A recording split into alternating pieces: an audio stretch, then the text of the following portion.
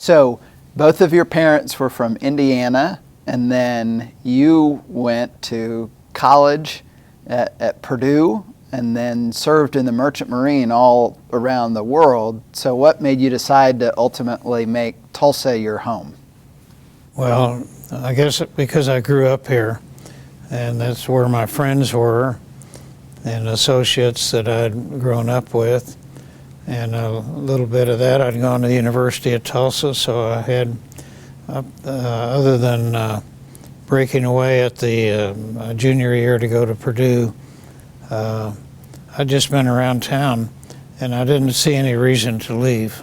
Right. I felt this was the place I was going to get in the oil and gas business, and got diverted a little from that, obviously. Right. But no, Tulsa's always been my choice for living.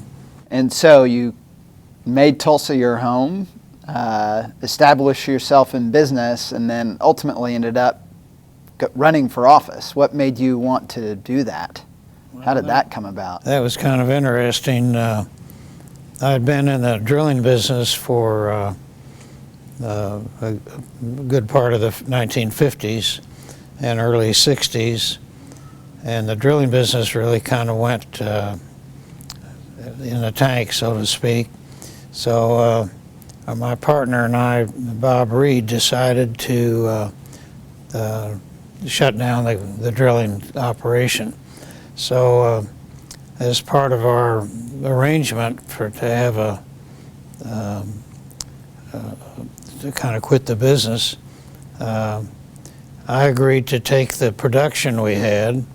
We had some oil and gas production that we had accumulated in the drilling years, and he took the iron, so to speak, and I think he sold it, auctioned it off. He had some ways of making some money off of that, and the production to me was a much better choice because I actually operated it, some of it, for probably 7 or 8 more years.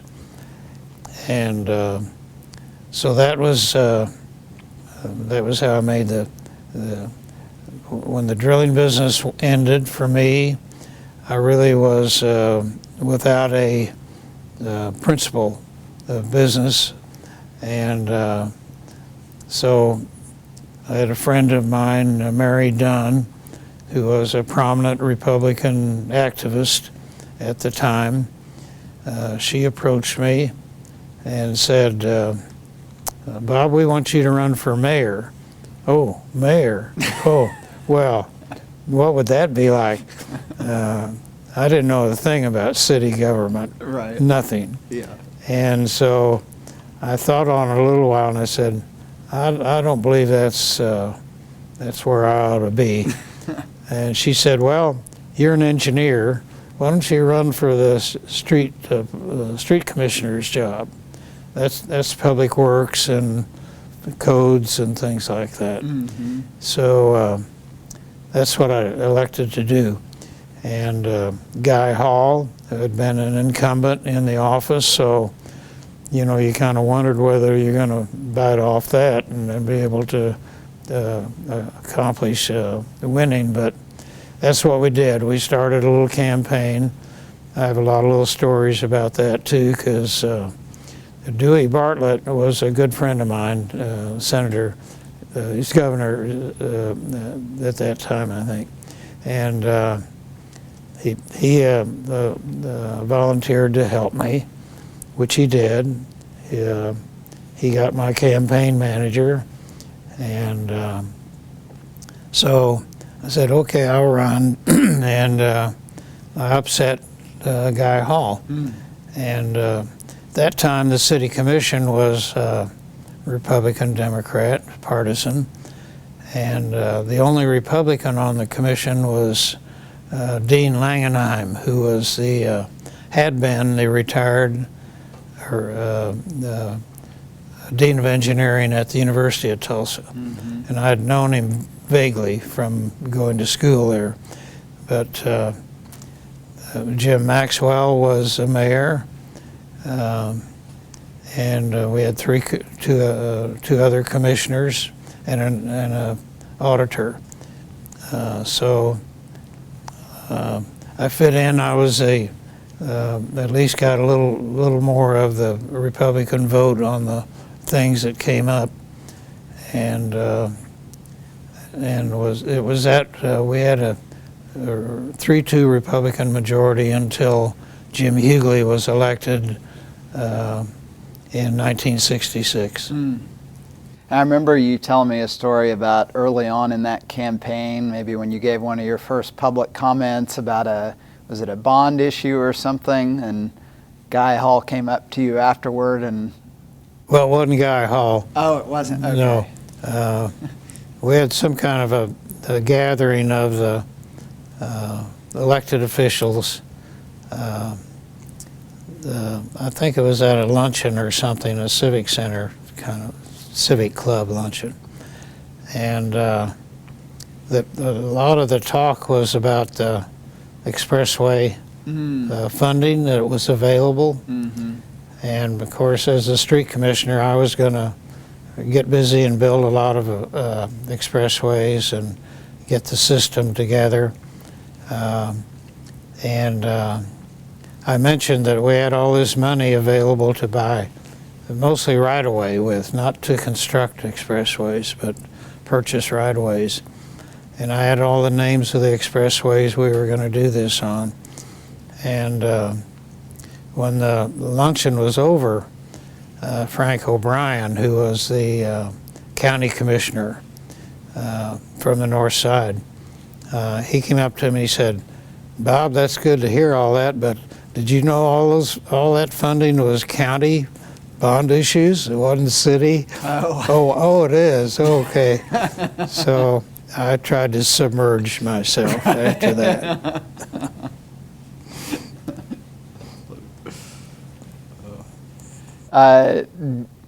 What kind of drew you into the area of public service? Was it your time in the Merchant Marine, or seeing so many of your generation participate in World War II, or what was it that drew you in that direction of all the different things that you could have done?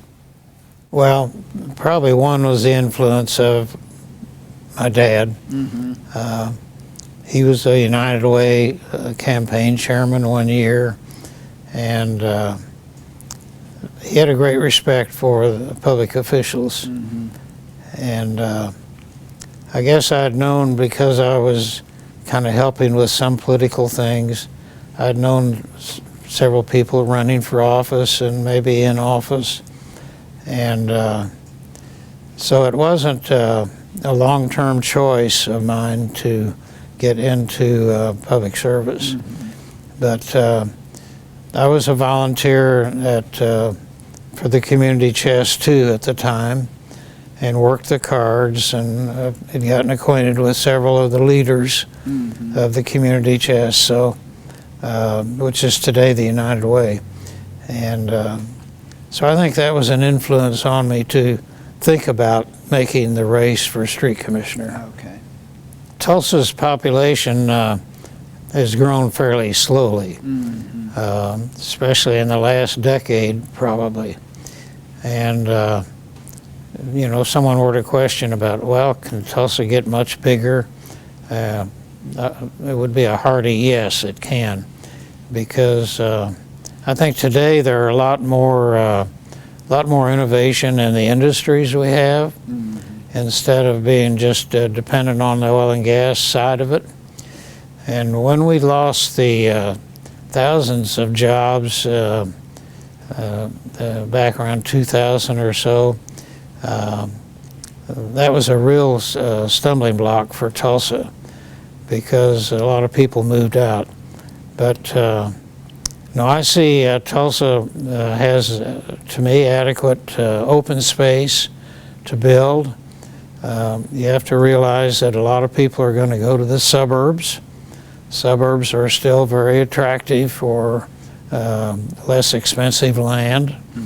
And but we have areas northwest of Tulsa, north of Tulsa, for sure, and some still further east, not much south, obviously, but there are areas that can be developed and would accommodate new subdivisions for people to live. Yeah, and I agree. I think we're focused on the right type of competition right now. I feel like, especially in the era when you were on the commission and mayor, we were very much, oil capital of the world, and you had businesses here that were focused on competing all globally, really, and bringing jobs and revenue for those businesses back to Tulsa from all around the world.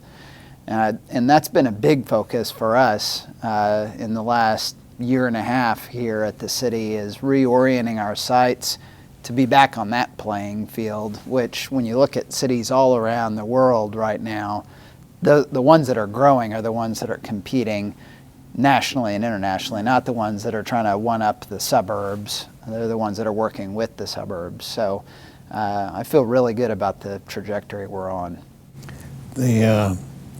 Well, I think as far as population growth, that's something else, because more jobs doesn't necessarily mean more people.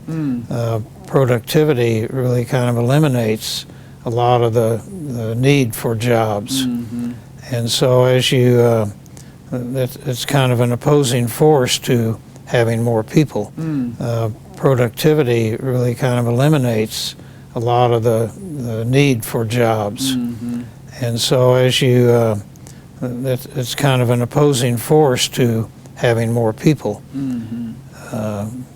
You just need to have you have to have more educational opportunities for people and jobs that attract the more educated individual. Yeah, we had a session that Impact Tulsa did at their annual meeting a couple weeks ago, and they brought in a guy who's an expert on emerging trends. And his point was, over the next couple of decades, automation, robotics, and artificial intelligence, and all of those things are going to eliminate a lot of jobs. And so it's important to have an educated workforce that is flexible and can adapt to the change in economic climate that we'll have. Fortunately, Tulsa has many of the basic needs of a much larger city. The performing arts is a specific area. I would mention that already has the quality of symphony, opera, ballet, dramatic opportunities for any kind of a new citizen that wants to come here and live. Or if they want to have their children aspire to those things.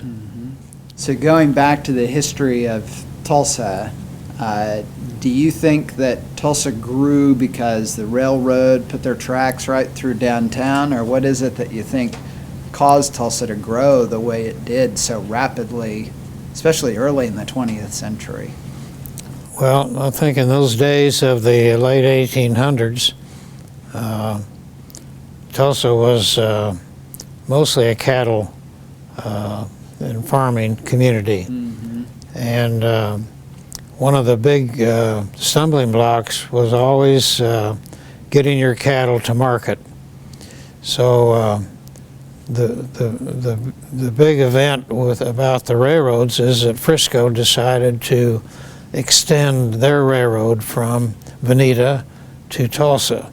Doesn't sound like very far, but that connection made a lot of difference. I think the train actually stopped here in those days. It stopped in Tulsa probably, but before it was built on to further southwest. But the railroad did have a big impact on why Tulsa was settled, and people came here. And then when the oil strikes hit in the early 1900, 1899, it really took off then. We had 1,500 people here in 1900 is about what I hear. It's about when your great-great-grandfather was mayor. Yep. And In the next 20 years, it grew 100,000. Well, we're not having that kind of growth today, and we've talked about why that may be slower than you would want. But I think Tulsa can grow and accommodate new growth, and it has the basic qualities that the additional citizens would use and enjoy. So my takeaway from this is that it was really, the turning point was R.N. Bynum's 2 years as mayor that put us on the trajectory to grow by hundreds of thousands of people. Well, not only that, but he got law and order. Right. He had his own pistol, Exactly. and he could take care of any Yes, problems. the Dalton gang out of town. Right. So as an elected official here, you know, a lot of the time what we've had to deal with in the 10 years that I've been at City Hall has been very much managing an increase in needs while our overall growth has been stagnant. So, you know, the population growth, the growth in sales tax revenue has been stagnant, but we find out more police officers, and we need to be keeping up with pay and need to be fixing our streets and things like that. But I feel like that was probably what we've been dealing with in this era is probably very different than what you were dealing with when it was really a boom era for the city, when the population was just booming, the economy here was booming. So what was that like? Well, I think a lot of the population growth we had was because of the post-war baby boomers that were born and were growing, establishing their families here. I don't know of any other factors that would have affected that. And I remember Mayor Hughley telling me one time, though, that there was an issue of, like, you had to implement sales taxes for operations simply because the needs of the city was growing so fast that relying on the old methods of funding it, the city was kind of outgrowing those. Did you find that to be the case? Well, I think when I first came on the commission, our principal revenue was water and sewer revenues. And so setting your water rates and sewer rates was a necessity, and also a very conflicting kind of an issue. L.C. Clark, for instance, who was mayor prior to Jim Maxwell, put on a sewer rate increase, and he lost the next election. Oh, wow. So now, then about the time that I was being elected, the sales tax was approved by the legislature as a funding source. So the cities were able to gradually implement. I think our first penny was pretty much dedicated to capital programs, and then as we added another penny or two, why they were used some for operation.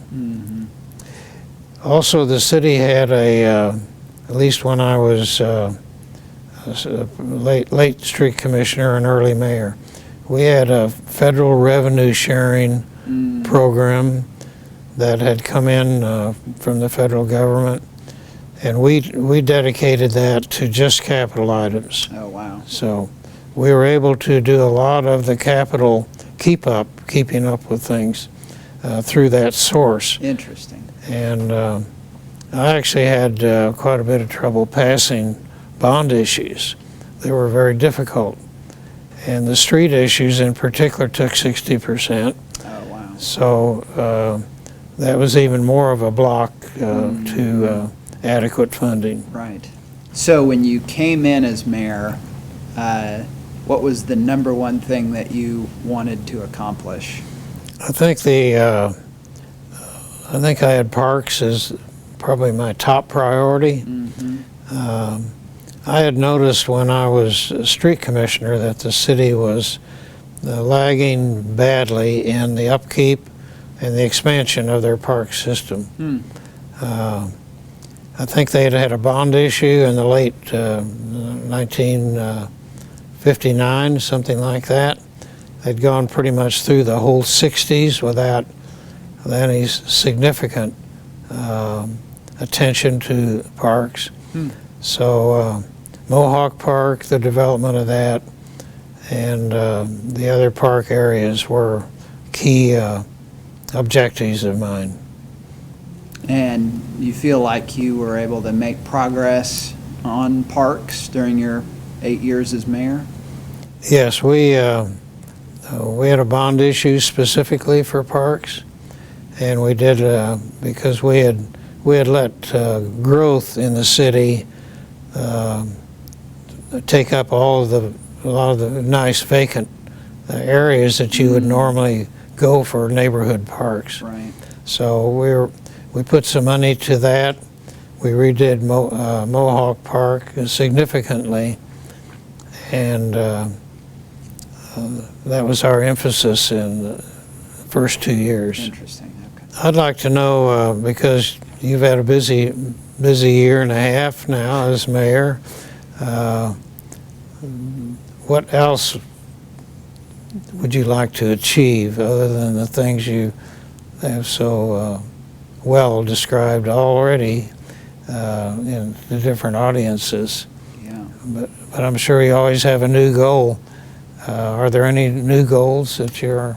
Well, I think the main thing overall and everything else that we're doing kind of fits under this is to get Tulsans back to focusing on us being a world-class city. Feel like that's the kind of standard of excellence that we had for so long. And I feel like that's what most of the great cities in the world, that's what they are striving for, is to be world-class. And so whether that is having our police department properly staffed and reducing our violent crime rate, or making all of these capital improvements that we're making both in our streets but also in our cultural amenities. And then really, I think probably the third big thing that falls under that is trying to find a way to get more involved in having a world-class education system here in Tulsa. You know, there's so much discussion at the state around education, but even that discussion is more about managing revenue shortfalls than it is about talking about what does a world-class education system look like, and then how do we pay for that. I don't hear that discussion anywhere. So I'm trying to find ways for us to localize that here in Tulsa and allow Tulsans to have more control over our own destiny as it relates to education, because I think that plays into so many things, whether that's economic development or criminal justice or any other number of things. Well, there isn't any doubt education is the key to a city's future, and the problems we're having with common school funding is something that needs to be solved, and I'm sure will be in some time frame. We're blessed with... I appreciate your optimism. Yeah. We're blessed with great higher ed facilities, operations in Tulsa, so that's a great springboard for what you want to do. Yes. So we've had a lot of different public leaders in our family. What does service mean to you? Well, I think it's a commitment that everyone should make in some way in their life. If they live in a community, they need to contribute to it. And sometimes you don't do it in a big way, but there are a lot of little ways that people can participate in their community, helping out with the United Way, for instance, every year. Make it a habit. And you'd be surprised how short we are of having adequate coverage of things like that. Right. As far as running for office and that is not what the majority of people are going to aspire to. But they can certainly show an interest in candidates, research who they are, and make a reasonable, a rational decision about who they vote for. I'm really pleased with the nonpartisan forum that you have to work with. I put a nonpartisan forum up for a vote in 1973. Our two newspapers split on favoring it or not favoring it, and so we lost the election because of that. But I think the nonpartisan forum at the local level is what has gotten you approvals of the various vision programs, because none of those have become partisan. Right. And you've allocated the funds around to the smaller cities, and through your council, you don't have the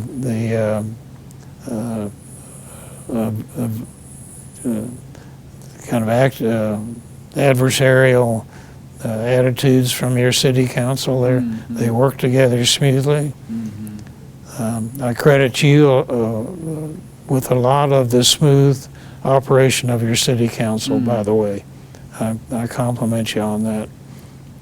Well, I tell any audience I get a chance to, I'm really lucky to work with the group that I got on there right now, because all it takes is one or two bad apples, but we've got 9 really good ones on there. So, yeah, and I would agree. I think that, at least from my standpoint, that notion of service is very much a desire to leave things better than you found them, which is, we've been really lucky here in Tulsa to have that as sort of, I think, a guiding ethos for the city for going back over 100 years now, generation after generation, building it up a bit at a time every go-around. That's one of the big reasons I decided to run for mayor this time, is Susan and I wanted to make sure that Tulsa was going to be in a better place for our kids than it was for me when I was growing up here.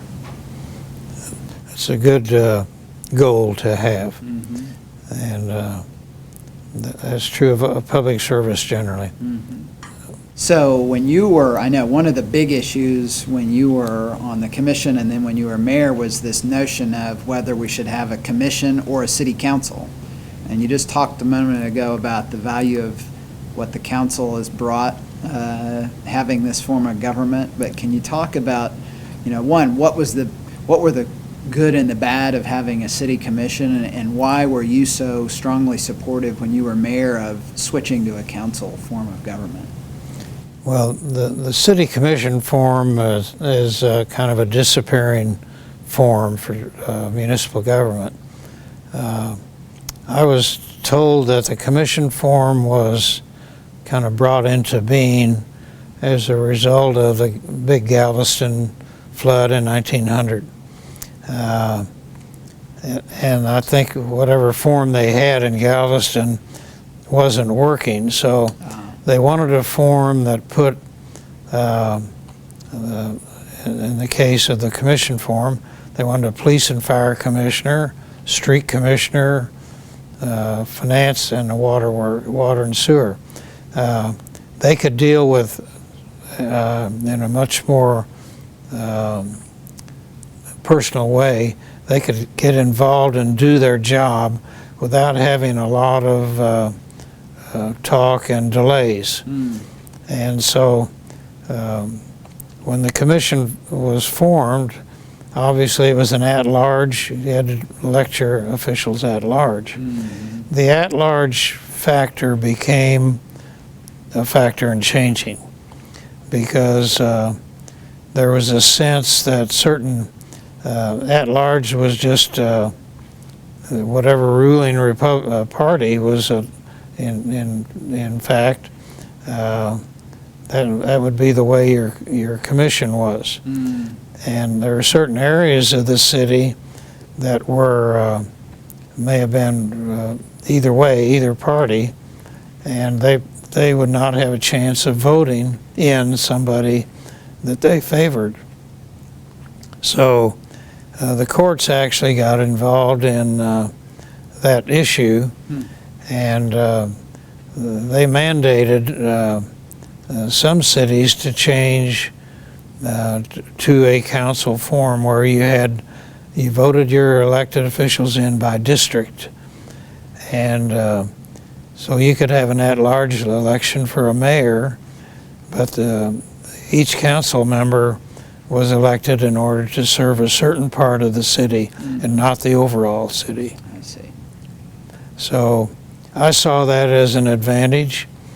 I think the commission form was probably not the strong mayor form that the council mayor form is today. So that's a big advantage to me.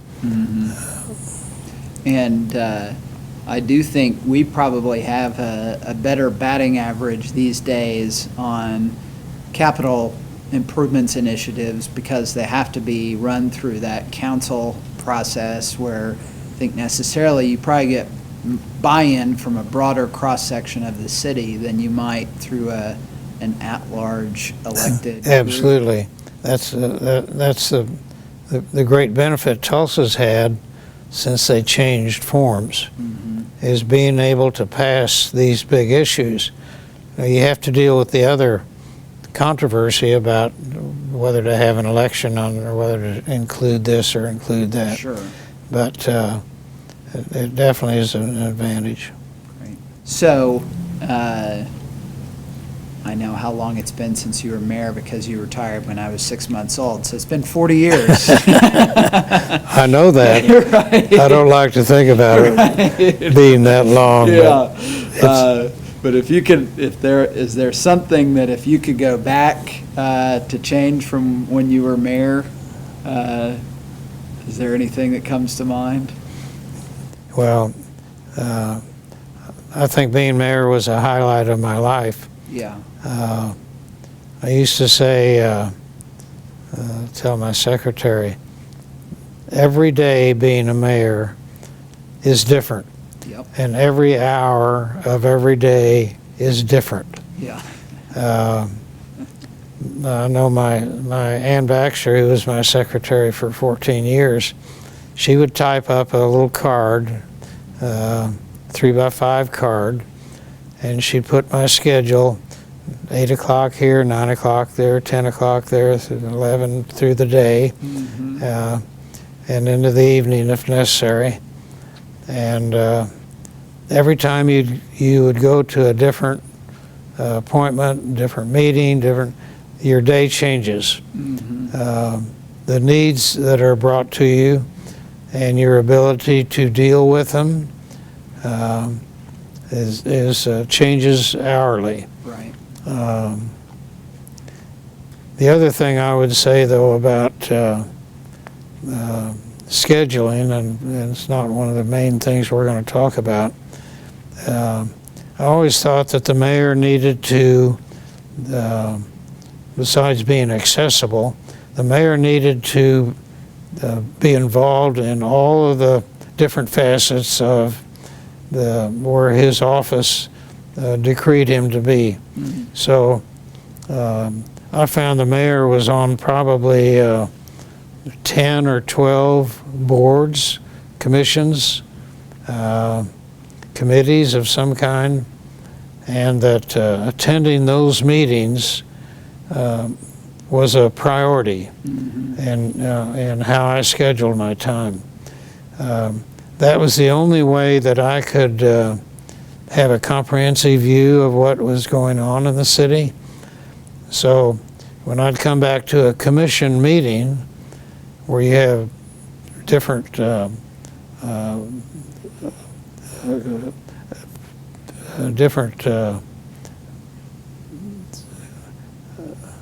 Like issues come up. well, I mean, yeah, different objectives I see. of the different commissioners. in order for the mayor to come back and talk to the city commission about different issues, he had to be active enough to attend water and sewer issues, park issues, Gilcrease issues, Right. and those weren't in the purview of any particular commissioner, maybe. But particularly with respect to water and sewer and parks and zoning and planning areas. Mm-hmm. We haven't talked about earlier mayors than mine, but obviously there were a good number of them. I don't know enough about each of them to probably make a judgment on how good they were. The ones that I knew and the ones that I had some familiarity with because of growing up in Tulsa, probably Jim Maxwell was to me the finest mayor we had. Jim undertook a lot of new ventures Mm-hmm. for city government that had not been put in before. So, for instance, combining the library system into a city-county Mm-hmm. system. Same thing with the health department. Also, his interest in planning and having a strong, in those days, the Tulsa Metropolitan Area Planning Commission. Mm-hmm.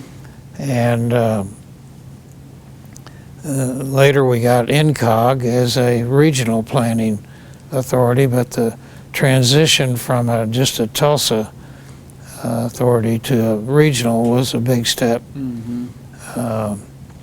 I know when I came into office, we had a real shortfall of attention to flooding. We had a very restricted city limit, and so the development of subdivisions had occurred virtually on the banks of various creeks and streams. And so out on Mingo Creek, for instance, when I first came in as a street commissioner, the backs of the newer subdivision housing was right up against Mingo Creek. Oh, wow. And no protection when it overflowed. Right. So those were remedied, obviously, through the years. And eventually, even after I was mayor, the present stormwater system came in. I had to start at it because I did floodplain zoning, Mm-hmm. which hadn't been done before. But that was a huge problem for mayors in those days. Mm. Well, for me, and I get the benefit of, I get to walk by that wall of mayors that has 39 predecessors and all their biographies and accomplishments on it every single day when I come in. But I think there are three that stand out. You and Mayor Maxwell, just the sheer volume of things that the two of you were able to accomplish in your times as mayor is remarkable to me. I think the two of you really, during your times as mayor, that's when Tulsa became the modern city that we still have today, in the really energetic leadership that you both had. And any time I get to patting myself on the back about us getting something done around here, I'm reminded of everything that you and Mayor Maxwell did. That puts it in perspective. Then the third one that I really admire, and I've developed my admiration from talking with city employees who've been around here for a long time, is Susan Savage. That there is so much appreciation around here for how she ran the city day to day, that employees felt like she really was invested in them being successful in their jobs and cared about the work that they were doing. And so I see kind of, and she would be one of those kind of strong mayors that we've had under this different form of government. But the three of you, for me, are kind of the gold standards of what I'd hope to be able to at least get close to during the time that I've gotten the job. Thank you. There were a lot of interesting things that came up during the Hughley administration when I was still the street commissioner. Mm-hmm. And Jim Hughley brought in our housing authority, and we had an aging group. I think NCOG was kind of born in that period. So there's always something new, but in those days we were just kind of catching up with what was going on in the country. Right. And mimicking probably the bigger cities that you talk about, Yeah. That's what we should be, and not aspiring to some other entity. Yep. So at some point, I won't be the mayor anymore, and there'll be somebody else in the job. For future mayors, what's your advice to them? I've always thought one of the basic task of a mayor is to have the infrastructure of the city and the appearance of the city to be first rate. Mm-hmm. Cleanliness, street maintenance, parks, kind of the gloss of a city. The other important elements, obviously, to get more complicated, but you have to have an attractive place. Right. That people, when they come to on a conference or a convention, they look around and say, wow, this city is really well tended. Yep. And I think we've all been to cities that do that. Mm-hmm. And we can come back to Tulsa and say, that's what I want. I want a person that's looking to build a new industry here to look around Tulsa and say, hey, this is a great place. Yes. And this is where I would want to be if I were. Mm-hmm. So the basics of city government are important. The trash cleanup and streets and appearance of your parks and the neighborhoods are all very critical. Mm-hmm. And then for kids that are growing up in Tulsa today, what advice would you have for them? Well, I think youngsters in Tulsa need to look around at what the attractive industries are and businesses. And I would hope that we have enough academic and technical and just general operating manufacturing and things that would attract a young person. Mm-hmm. I know it's a difficult thing, attracting new businesses, but you're doing it with success, and I think the basics of your city are what attract those. Mm-hmm. Is there a funny experience from your time in office that stands out in your memory? Well, one that was kind of memorable to me was we were having kind of some heavy rains around, and I kept a listed phone number all of the 14 years I was in office. Wow. And I doubt that you can do that, but I did. And I tried to respond to every phone call at my office, and if people wanted to call me during the night, they could. So at any rate, we'd been having these heavy rains, and about 2 in the morning, my phone rang, and hello, is this the mayor? I said, yes, this is the mayor. Mayor, have you ever stood in 2 feet of water? I said, well, no, I haven't. Well, he said, I want you to come out here to Mingo Creek. So That's not so funny, but it caught my attention. Right. What was the biggest surprise or obstacle that you faced when you came into office, either when you started in public service at all or when you were the mayor? I think it was just communicating to people what you wanted to, what you felt were necessary. I mentioned parks. It was just necessary to go out and explain to the greater population. Parks were Tulsa was being deprived of growth in parks. I think the other things people want is openness. They want transparency and how you deal with things. You're good at that. You're very accessible. You're out talking and meeting lots of people. Those are deal makers, so to speak, in city government, Right. that accessibility.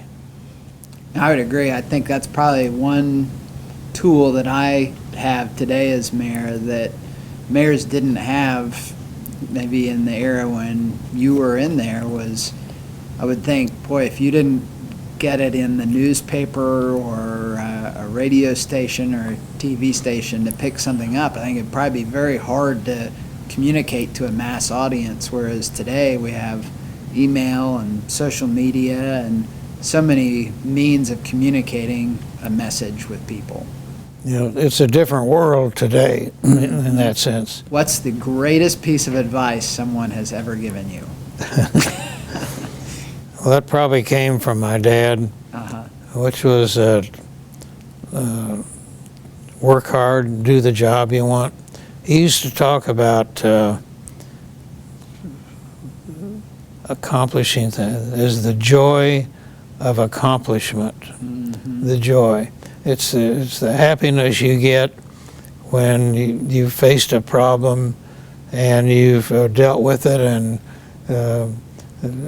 been able to succeed, or at least keep it in check, I guess. Yep.